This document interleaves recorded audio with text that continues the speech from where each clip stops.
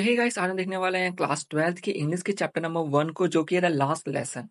इसके राइटर है अल्फोंसे दौदेत और इस कहानी में बताया हुआ है कि जब फ्रैंको पर्शियन वॉर हुआ था 1870 से लेकर के 1871 तक, तो उस समय फ्रांस हार गया था पर्सिया से। और पर्सिया को उस समय लेड किया था, यानी उसका नेतृत्व किया था बिस्मार्क ने। अगर प्रेजेंट टाइम की बात की जाए तो जर्मनी, पोलैंड और कुछ पार्ट ऑस्ट्रिया के, इनको एक साथ में पहले पर्सिया कहा जाता था। अब जब फ्रांस हार गया तो फ्रांस का दो डिस्ट्रिक्ट एल्सेक और लॉरेंस, ये दोनों चला गया पर्सिया में। और इस वजह से स्कूल के सिस्टम पर क्या असर पड़ा वो हम देखने वाले हैं।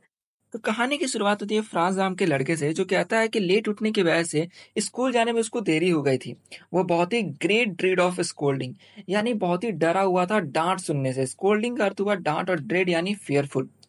क्योंकि उसके जो टीचर है एम हेमर, उन्होंने कहा था कि वो पार्टिसिपल, जो कि ग्रामर में जैसे कि प्रेजेंट या पास्ट पार्टिसिपल हम लोग पढ़े रहते हैं, तो ये कहता है कि उसे कुछ भी नहीं आ रहा होता। एक पल के लिए इसके दिमाग में ख्याल आता है कि ये कहीं और भाग जाए, यानी स्कूल ना जा करके कहीं और एंजॉय करे। बट उस दिन बहुत ही गर्मी थी और वुड्स यानी फॉरेस्ट के एज पर किनारे वहां पे बर्ड्स जो है वो आवाज कर रहे होते हैं। वही सॉमिल के पीछे एक ओपन यानी खुला मैदान होता है, वहां पर पर्सियन सोल्जर ड्रिलिंग यानी एक्सरसाइज कर रहे होते हैं। वो देखने में बहुत ही टेम्पटिंग यानी अट्रैक्टिव था। इसलिए सोचता है कि यार ये जो पार्टिसिपल के नियम याद करने से अच्छा मैं वो देखता। लेकिन खुद पर काबू रखते हुए ये स्कूल की तरफ निकल पड़ता है। और जैसे ही यह टाउन हॉल के पास पहुंचता है तो देखता है कि वहां पर बुलेटिन बोर्ड के सामने बहुत ही भीड़ लगा हुआ था। बुलेटिन बोर्ड का अर्थ हुआ जहां पर लेटेस्ट न्यूज लगाए जाते थे। तो ये कहता है कि 2 साल से तो एकदम बैड न्यूज आ रहा है, जैसे कि कोई बैटल को लॉस्ट कर जाना, या फिर कोई ड्राफ्ट यानी ऑर्डर हो गया, या कमांडिंग ऑफिसर कोई ऑर्डर आ गया। तो ऐसे न्यूज आ रहे हैं। तो वो सोचता है कि भला इस बार क्या मैटर हुआ होगा, यानी क्या चीज हुआ होगा। ये जैसे जल्दी जल्दी जा रहा होता है तो देखता है कि एक ब्लैक स्मिथ, जिसका नाम है वॉचर, वो वहाँ पे बुलेटिन बोर्ड के पास खड़ा रहता है, और उसका अप्रेंटाइज यानी उसका ट्रेनी यानी चेला वहां पे रहता है। और वो इसको आवाज आते बोलता है कि इतना तेज मत जाओ बब, बब मतलब बॉय, तुम एकदम टाइम पर पहुंच जाओगे। अब इसको लगता है कि वो मजाक उड़ा रहा होता है, और ये जल्दी जल्दी करते हुए एम हेमल के लिटिल गार्डन में पहुंच जाता है और बहुत ही थका हुआ रहता है। अब ये बताता है कि जब स्कूल शुरू होता है तो उसमें बहुत ही बसल यानी बहुत ही नॉइज आता है, जिसे स्ट्रीट पर भी रह के आप सुन सकते हो।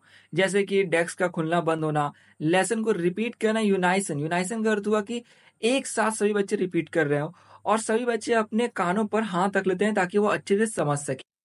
और टीचर भी अपने हाथ में रूलर रखे हुए टेबल पे रैपिंग यानी स्ट्राइक करते हुए यहाँ वहां चलते रहते हैं। तो ये सोचा होता है कि इस तरह जो कमोशन होगा, यानी वो जो नॉइज होगा, एकदम कंफ्यूजन रहेगा, उस बीच वो एकदम चुपके से जाकर के अपने डेस्क पर बैठ जाएगा बिना किसी को दिखाई पड़े।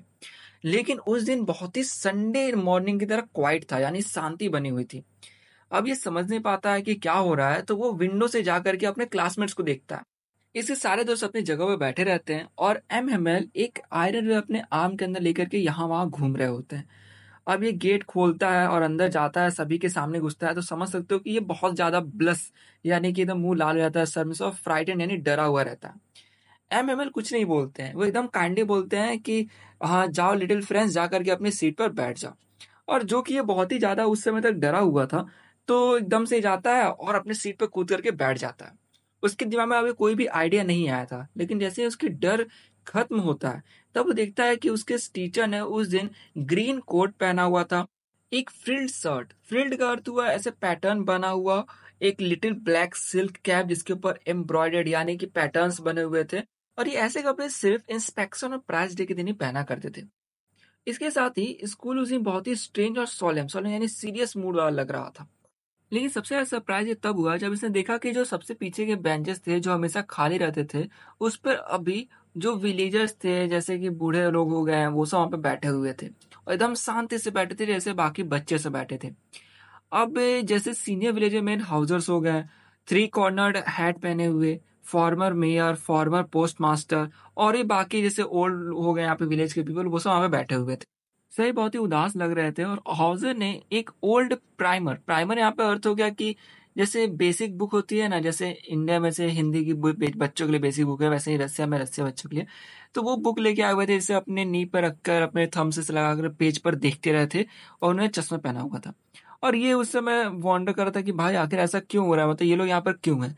तभी M Hemal mounted his chair यानी वो चेयर पर ऐसे बैठ गए, और उसी सेम ग्रेव यानी सीरियस और जेंटल वॉइस से, यानी थोड़ा सीरियस और प्रेम से बोले कि सुनो बच्चों, ये मेरा लास्ट लेसन है और क्योंकि बर्लिन से ऑर्डर आया कि अब यहाँ पर सिर्फ जर्मन लैंग्वेज ही पढ़ाया जाएगा एल्सेक और लॉरेन के स्कूल में। इसलिए कल तुम्हारे नए मास्टर आ जाएंगे और आज तुम्हारा फ्रेंच लेसन ये लास्ट होगा। इसलिए मैं चाहता हूँ कि तुम सभी बहुत ही अटेंटिव रहो, यानी ध्यान दो। जैसा कि हमने देखा कि पर्सिया ने एल्सेक और लॉरेन पे अपना कंट्रोल जमा लिया था, इसलिए वहां पे उसने आदेश निकाला कि अब वहां पे फ्रेंच नहीं जर्मन लैंग्वेज पढ़ाई होगी। ये सुनना इसके लिए एकदम थंडरक्लैप यानी अनएक्सपेक्टेड था, और व्रेचेस यानी ये कहता है कि कितना अनफॉर्चुनेट है, दुर्भाग्य है। और अब इसे समझ में आता है कि उस बुलेटिन बोर्ड पर यही नोटिस लगा हुआ था। तो यहाँ पे ये कहता है कि सारी अनयूजुअल चीजें, जैसे कि क्लास में सन्नाटा रहना, फिर अंदर बहुत सारे बूढ़े लोग का बैठना, इसके टीचर का बहुत अच्छे कपड़े पहन के आना, वो ऐसा क्यों था। और अब इसे बहुत ही सॉरी फील हो रहा होता है, क्योंकि ये कहता है कि इसने अभी तो फ्रेंच लिखना सही से सीखा भी नहीं था और हमेशा टालता रहता था। लेकिन अब इसे बुरा लग रहा है कि आखिर इसने क्यों पढ़ाई नहीं की, और ये हमेशा पढ़ाई के बदले चला जाता था बर्ड्स के अंडों को देखने। स्लाइडिंग इन सार एक रिवर है फ्रांस में, तो वहां पर एकदम मतलब मस्ती करने चला जाता था।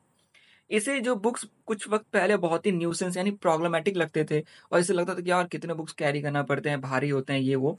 तो अब इसे लग रहा था, ये कितना सॉरी फील कर रहा था कि अब उन ग्रामर बुक्स, उन हिस्ट्री ऑफ सेंट्स यानी हिस्ट्री बुक्स थे, उन सबको कह रहा है कि वो उसके ओल्ड फ्रेंड जैसे लग रहे थे, जिनको छोड़ना इसे मुश्किल लग रहा था। यानी अब इसे फ़ील हो रहा था कि आखिर इसने पढ़ाई क्यों नहीं की, यानी ये पढ़ाई को महत्व दे रहा था।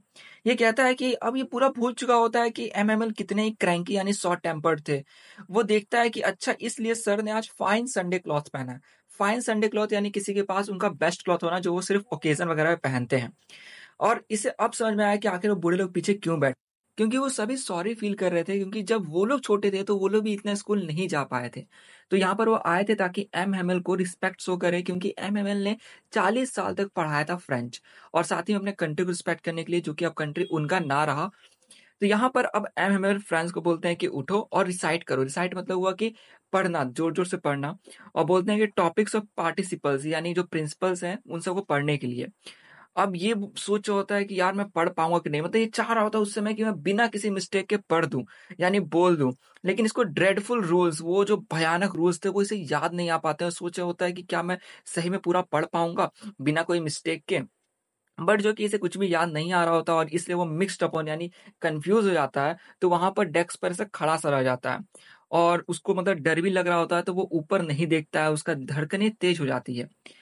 अब एमएमएल बोलते हैं उसे कि देखो, तुम्हारी गलती इसमें नहीं है, मैं तुम्हें नहीं डाँटूँगा लिटिल फ्रेंड्स, मैं तुम्हें नहीं डाँटूँगा लिटिल फ्रेंड्स, क्योंकि हम हमेशा सोचते हैं कि हम अपने काम को कल कर लेंगे, यानी अपने काम को टालते रहते हैं। लेकिन देखो आज कौन-सा दिन हमको देखना पड़ रहा है। यानी वो बता रहे होते हैं कि कैसे अब ये लास्ट उनका लेक्चर होने वाला है। आगे यह बोलते हैं कि यहाँ एल्से के लोग की यही प्रॉब्लम है। हम लोग ना अपने काम को अगले दिन के लिए टाल देते हैं। और जब देखो वो फेलोज़ यहाँ पर कहने का अर्थ हुआ कि अब जो पर्सिया के लोग यहाँ पर आएँगे, तो वो हमें देख कर के बोलेंगे कि तुम ये प्रिटेंड करते हो कि तुम फ्रेंचमैन हो, लेकिन तुम्हें खुद फ्रेंच लिखना और पढ़ना तक सही से नहीं आता है। यानी तुम्हें खुद का लैंग्वेज सही से नहीं पता है। लेकिन इसी के साथ अब ये कहते हैं कि देखो, तुम इतने भी वर्स्ट नहीं हो, इतने भी बुरे नहीं हो लिटिल फ्रेंड्स, क्योंकि इसमें रिप्रोच यानी सब कोई ब्लेम करने के लिए, हम सब कोई ब्लेम करने के लिए। जैसे तुम्हारे फैमिली खुद इतना तुम्हारे पढ़ाई पर ध्यान नहीं देते होंगे। वो खुद सोचते होंगे कि ये ज़्यादा अच्छा होगा कि तुम किसी फार्म या मिल्स में जाकर काम करो, ताकि कुछ पैसे आएँ। और ब्लेम मुझ पर भी आता है, क्योंकि मैंने खुद तुम्हें पढ़ाने के बजाय बहुत बार भेजा हुआ है कि जा कर के मेरे पौधों पे पानी दे दो, या जब कोई मुझे फिशिंग करने का मन करता, तो मैं तुम्हें हॉलिडे नहीं यानी छुट्टी नहीं दे दिया करता था। अब अपने दूसरे टॉपिक पे जाते हुए कहते हैं कि देखो, फ्रेंच लैंग्वेज इस दुनिया का सबसे ही सुंदर, आसान और लॉजिकल लैंग्वेज है। यानी सब अपने लैंग्वेज का बड़ाई जैसे करते हैं, ये भी बता रहे हैं। और इसलिए हमें जो है अपने लैंग्वेज को कभी भी नहीं छोड़ना चाहिए, क्योंकि जब कभी भी हम प्रिज़न्ड होते हैं, यानी जैसे मान लो एनस्लेव कर लिया किसी ने हमें, तब ये हमारे प्रिज़न की मानो एक चाबी होती है। अब इस बात का बहुत सारा मीनिंग हो सकता है, लेकिन आप अपना लैंग्वेज में लिख सकते हो अगर एग्ज़ाम में आता है तो। बट यहाँ पर आप एक तरह से समझ सकते हो कि अगर आप अपने लैंग्वेज को समझ रहे हो, तो आप अपने लोगों से जुड़े हुए रहोगे। और जब कभी ऐसा सिचुएशन आता है कि कोई और कंट्री के लोग आप पे काबू करना चाहते हैं, तो इतना ईज़िली आपको पे कंट्रोल नहीं कर पाएँगे, क्योंकि आप जो है अपने लोगों से जितना ज़्यादा जुड़े रहोगे, उतना आपको कोई जल्दी दबा नहीं पाएगा। अब एमएमएल अपने बुक को खोलते हैं और पढ़ना शुरू करते हैं। इसे लगता है कि यार कितना ही आसान है, यानी सब उसे एक बार में समझ में आ रहा था। तब ये सोचता है कि अच्छा, पहली बार इसने इतना पेशेंस के साथ और ध्यान देकर इसने पढ़ा है। और अब इसे ये बात समझ में आती है कि एमएमएल मानो चाह रहे होते हैं कि वो जितनी भी बातें हैं, वो सभी एक ही बार में सभी के दिमाग में घुसा दें। यानी उनके पास जितना भी नॉलेज है, वो एक बार में मानो सबको दे देना चाह रहे थे। अब इसके बाद राइटिंग का टाइम आता है तो उस समय एमएमएल सभी को नई कॉपीज़ देते हैं जिसके ऊपर फ्रांस एल्सेक ये सब लिखा हुआ था। ऐसा लग रहा था कि मानो जो फ्रांस के लिटिल फ्लोटिंग फ्लैग्स हैं पूरे हवा में, यानी कि एक देशभक्ति है पूरे हवा में। और ये बता रहा होता है कि वहाँ पर इतना ज़्यादा शांति रहता है कि जो बच्चे सब लिख रहे होते हैं ना, तो लिखने पर उनका पेन जो पेपर पे चल रहा होता है, उसकी आवाज़ सिर्फ़ आ रही होती है। अब यहाँ पे जो बता रहे हैं हो सकता है थोड़ा कॉम्प्लिकेटेड लगे, यानी सबका अलग-अलग इस पे पॉइंट ऑफ व्यू हो। यहाँ पे ये बोल रहा होता है कि एक बीटल जैसे अंदर आया तो किसी ने उस पे ध्यान नहीं दिया। ना तक एक लिटिल वंस ने, यानी ये बोल रहा होता है पिजन को कि उसने भी ध्यान नहीं दिया, जो कि ट्रेसिंग देयर फिश हुक्स यानी अपने क्लॉ से स्क्रैच कर रहा होता है। जैसे मान लो ये फ्रेंच हो। यहाँ पे कंपेयर करने पे ये समझ में आता है कि बीटल को फ्रेंच लैंग्वेज कहा गया है, जिस पर कोई भी ध्यान नहीं दे रहा, ना तक कि कोई लिटिल वंस भी उस पर ध्यान नहीं दे रहा है उतना। देन इसी चीज़ को आगे कंपेयर किया जा रहा है कि जो पिजन्स जो छत पर बैठे हुए हैं, क्या वो लोग उनसे भी बोले हैं कि नहीं, तुम जो कू का आवाज़ निकालते हो, जो बोलते हो, वो अब फ्रेंच में नहीं जर्मन में बोलो। यानी कि उनकी जो भाषा है, वो क्या वो भी वो छीन लेंगे? यहाँ पे कहने का अर्थ है कि जैसे इन लोगों का लैंग्वेज था फ्रेंच, बट इनसे इनकी लैंग्वेज छीन ली गई और कहा गया कि अब सिर्फ़ जर्मन पढ़ाई होगा। तो क्या इस तरह यहाँ पे इस लैंड पे रहने वाले जितने भी जीव-जंतु हैं, जैसे वो पिजन ही क्यों नहीं है, क्या आप उससे भी ज़बरदस्ती ये करें कि नहीं, तुम भी अब जर्मन में कू-कू आवाज़ निकालो? और जब कभी फ्रांस लिखते-लिखते एमएमएल को देखता, तो वो शांति से अपने चेयर पे बैठे हुए कभी किसी चीज़ को क्लासरूम को देख रहे होते, तो कभी किसी और चीज़ को। यानी अपने मानो तो आँखों से हर छोटी-छोटी चीज़ों को वो देख रहे थे, जो उस स्कूल रूम यानी क्लासरूम में था। अब ये बोलता है कि कितनी अजीब बात है कि जो आदमी 40 साल से यहाँ पर एक जगह पर रह रहा है, जो डेली क्लासरूम में आता है, जिसका गार्डन विंडो से जस्ट बाहर है, और वो देखता आ रहा है 40 साल के कैसे अब जो है डेस्क कितने वॉर्न आउट यानी वो रुखड़े से हो गए हैं। जो उसने बाहर जितने पेड़-पौधे लगाए थे जैसे वॉलनट ट्री वो बड़े हो गए हैं। होप वाइन यानी लत्ती वाले जो पौधे होते हैं वो चढ़ करके विंडो से रूफ तक चले गए हुए हैं। और उस व्यक्ति को जब एक दिन कहा जाए कि छोड़ देने के लिए तो उसका कितना दिल टूटा होगा। फिर इसे सुनाई देता है कि उनके टीचर की जो बहन रहती है वो ऊपर वाले रूम में मतलब नेक्स्ट फ्लोर जो होता है उस पर आकर के पैकिंग कर रही होती है ट्रंक्स में, यानी सामान पैक कर रहे होते हैं क्योंकि अगले दिन उन्हें कंट्री छोड़ना रहता है। फ्रेंड्स बताता है कि एम के पास इतना करेज था कि वो अपनी पूरी क्लास सुन सके। जैसे पहले ग्रामर, देन राइटिंग, और अब वो हिस्ट्री पढ़ रहे होते हैं। हिस्ट्री में कोई बहुत भारी नहीं, बल्कि बच्चों वाला, जैसे बच्चे पढ़ते हैं ना बा, बी, बी, बो, बू, ये वाला जैसे है, ये उनका फ्रेंच में कह सकते हैं जैसे इंग्लिश हम लोग एबीसीडी पढ़ते हैं उस टाइप से। यानी वो लोग अपने बेसिक्स को पढ़ रहे थे। तो ये कह रहा होता है कि मानो बच्चों का क्लास हो। फिर वो देखता है कि ओल्ड हॉजर जो थे वो अपने चश्मे को पहनते हैं और उनका प्राइमर यानी वही बच्चों वाली बुक्स होती है जिसमें लेटर्स लिखे रहते हैं, तो वो भी पढ़ने लग जाते हैं। उन्हें देखकर ये साफ लग रहा था कि उन्हें मतलब रोना आ रहा था, वो रो रहे थे, उनकी वॉइस बहुत ही ट्रेम्बल कर रही थी यानी काँप रही थी इमोशन से। देखने में तो ये बहुत ही फनी लग रहा था क्योंकि सारे बच्चे क्लास के वो हँसना चाह रहे थे, बट उसी तरह उसको देख कर के बहुत सबको रोना-सा भी हो रहा था, यानी मिक्स सी फीलिंग आ रही थी। और फिर ये कहता है कि देखो, मतलब कितने अच्छे से मुझे ये लास्ट लेसन याद है, यानी उस लास्ट लेसन के बारे में डिस्क्राइब करता है। उसके बाद जैसे ही चर्च क्लॉक में 12 बजते हैं, यानी जैसे ही 12 बज जाता है तो एंजेलस एंजेलस एक सॉन्ग है जो चर्च में बजता है, जैसे कि टाइम होने पे अपने आप बजना स्टार्ट हो जाता है। उस तरह से जैसे ही 12 बजता है तो वो चर्च का एंजेलस जो सॉन्ग है वो बजने लग जाता है। उसी के बाद जो ट्रम्पेट्स है वो बजने लग जाते हैं क्योंकि पर्सियंस जो है वो रिटर्न हो रहे होते हैं ड्रिलिंग से। यानी कि एक्सरसाइज करके, जो कि विंडो से आवाज़ सुना जा पा रहा था उस ट्रम्पेट का। एमएमएल खड़े हो जाते हैं, वो बहुत ही पेल यानी उनके चेहरे का रंग उड़ गया रहता है और वो बहुत ही टॉल दिख रहे होते हैं, यानी एकदम स्ट्रेट उस समय वो खड़े रहते हैं। इसके बाद वो जैसे ही बोलने जा रहे होते हैं, ऐसे कहते हैं माय फ्रेंड, और जैसे ही आई बोलते हैं तो लगता है ऐसे मानो कोई कुछ गला में अटक गया उनके, वो आगे नहीं बोल पाते हैं। फिर वो ब्लैक बोर्ड की तरफ मुड़ जाते हैं, एक पीस ऑफ चॉक उठाते हैं और उसके हम बड़ा-बड़ा लिखते हैं वीवा ले फ्रांस। यहाँ पे इसका अर्थ हुआ लॉन्ग लिव फ्रांस। उसके बाद अपने सिर को नीचे झुका करके बिना कुछ बोले अपने हाथ से इशारा करते हैं, जैसे मानो वो कहते हैं कि स्कूल इज़ डिसमिस्ड, अब तुम लोग जा सकते हो। यानी वो कुछ भी नहीं बोलते, बोल सकते हो कितना ज़्यादा वो अंदर से टूट से गए थे, उनको बुरा फ़ील हो रहा होगा, सैड सी फीलिंग आ रही थी।